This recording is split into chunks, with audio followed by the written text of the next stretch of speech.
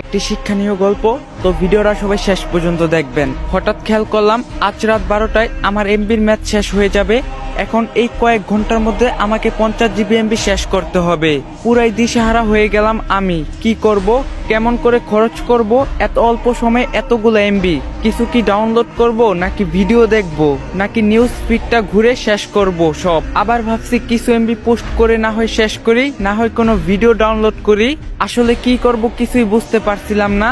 এত মূল্যবান এমবি গুলো এভাবে নষ্ট হয়ে যাবে, কোনো কাজেই আসবে না আমার।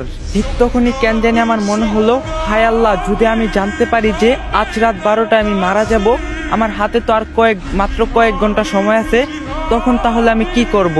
নামাজ পড়বো, নাকি কোরআন তিলাওয়াত করব, নাকি নিজের গুনাহের জন্য মাফ চেয়ে নিব, নাকি মনের ইচ্ছাগুলো পূরণ করব? আচ্ছা, আপন মানুষগুলোর সাথে শেষ সময় কাটিয়ে দিলে কেমন হয়? থাক, আগে একবার দেখে নিই দেনা পাওনা কি কি আছে। ঋণের বোঝা নিয়ে কবরে না যাওয়াই ভালো। ও আল্লাহ, বলে দাও আসলে কি করব এই অল্প সময়ের মধ্যে? আসলে কি করা উচিত?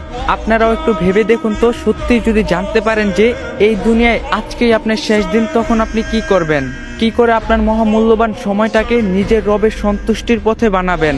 আসুন, সময় থাকতে আমরা নিজেদেরকে বদলাই। আল্লাহ আমাদের সবাইকে হেদায়েত দান করুক, আমিন। তো গাইস, যদি ভিডিওটা ভালো লাগে বেশি বেশি করে কপি লিঙ্ক করে দিবেন, কারণ আইডিয়া ফিউজ আছে, আইডিয়া আনফ্রিজ করে দেন। আর আপনারা যদি এখন থেকে ইসলামিক ভিডিও দিতে বলেন, অবশ্যই কমেন্টে বলবেন, কারণ আপনাদের কমেন্টের উপরে ভিডিও বানান। আপনারা যদি বলেন ইসলামিক ভিডিও দিতে, তাহলে ইসলামিক ভিডিওই দিন। তো আর কথা বাড়াইলাম না, ভিডিওটা বেশি বেশি করে কপি লিঙ্ক করে দেন। তো আজকের ভিডিও এই পর্যন্তই ছিল। সবাই ভালো থাকবেন, সুস্থ থাকবেন। আল্লাহ হাফেজ।